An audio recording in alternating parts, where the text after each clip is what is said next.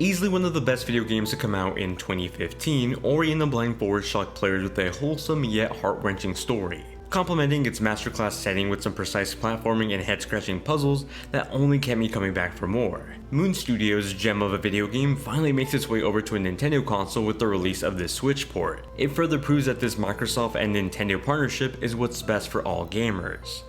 In the middle of a beautiful, luscious forest lives the Spirit Tree, along with hundreds of little creatures.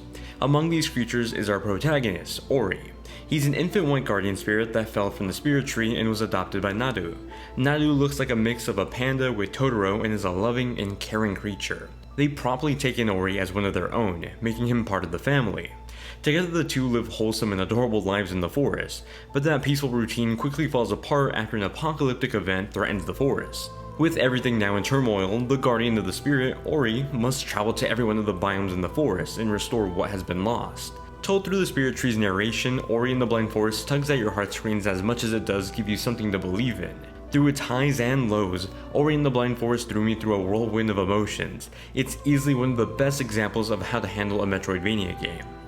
One part precision platformer and one part Metroidvania, Ori and the Blind Forest masterfully weaves them together to create a work of art that leaves a lasting impact. Taking place in the Spirit Forest, Ori has to travel through the different biomes and return what has been taken from each of them. The adventure proves to be a challenging one as the forest is more like a labyrinth filled with obstacles, puzzles, and enemies of all kinds. It's a beautiful but incredibly challenging array of dungeons sewn together by the forest.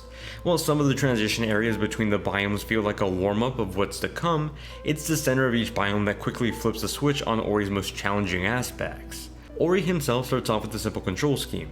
He's able to jump, run, and shoot projectiles at targets near him. Like most Metroidvania games, he quickly begins to earn new abilities that help him navigate the area around him, branching out to the forest. These upgrades come in the form of experience that adds up to ability points. These are earned by defeating enemies and collecting the yellow orbs in the environment. They can be invested into 3 branching ability trees that focus on loot pickups, combat, and soul meters. On top of those upgrades, new abilities get unlocked over time that let you go back and explore previously visited areas. These are all common practices of the genre, but what isn't so much is challenging platforming, and that's where Ori adds some spice to its gameplay. While I wouldn't go as far as to say that this was a difficult game, I wouldn't say I wasn't challenged either. After my first hours of exploring, new environment types began to sneak their way into my playthrough, pushing me to carefully choose my next move.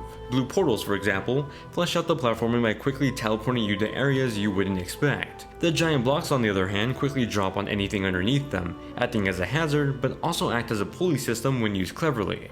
Suddenly, platforming challenges would become puzzles, as new elements would then be used to create elaborate puzzles. Portals not only transported me, but also projectiles I needed to break down other walls. The fresh new additions to the scenes not only kept me on my toes, but kept me excited to continue on the journey. The mix of both platforming and puzzles elegantly crafted every biome. What sadly did start to stale the more I played was the combat. While Ori does get some new combat upgrades with every new ability, the very act of spamming the attack button to launch homing attacks quickly wore off. Its introduction certainly sparked some excitement, but over the 10-hour story, I longed for something as refreshing as the constantly changing platforming. That grievance aside, Ori does not slack in the gameplay department at all. Its interesting use of a checkpoint system that gives whoever is playing the ability to create a checkpoint at any time, well, it's something I haven't really seen in other games, and here it's done with interesting results. Checkpoints are used to not only save your game, but to get into your ability upgrade menu.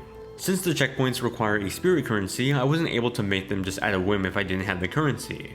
But having that freedom of choice had me constantly thinking about my platforming and puzzle approaches. Ori and the Blind Forest may look cute on the surface, but underneath its lovely presentation and touching story is a meaty Metroidvania game worthy of any fan's attention. Despite being a 4-year-old game at this point, Ori and the Blind Forest's art style stands the test of time.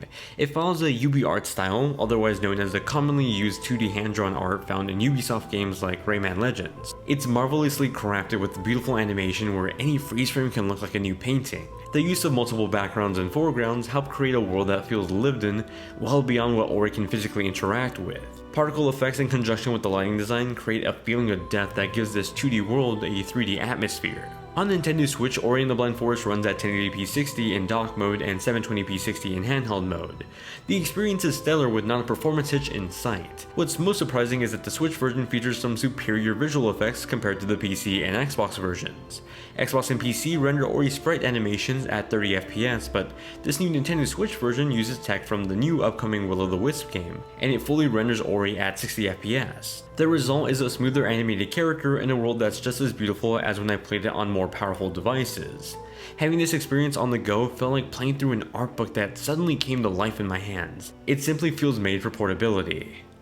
Part of what makes Ori such a lasting and moving experience is its music. Composer Gareth Coker has successfully created one of the most touching soundtracks for a video game that got me to feel a wide spectrum of emotions. I felt a spark of joy when reviving a part of the forest, but a dreadful sorrow during the most catastrophic scenes. Among the many games with fantastic soundtracks, here's one of the few I recommend you go out of your way to listen to, regardless if you end up playing the game. Aside from its lovely music, Ori on Switch does a fantastic job at complementing the audio design of the environment with HD rumble. I'm happy to report it's one of the best uses of the feature, adding the slightest of feedback to the particles hitting you, swerving of movement, and so on. Playing on the go with the well-optimized visuals for the Switch and HD rumble in the Joy-Con, with a pair of great headphones, Ori has never felt or sounded better.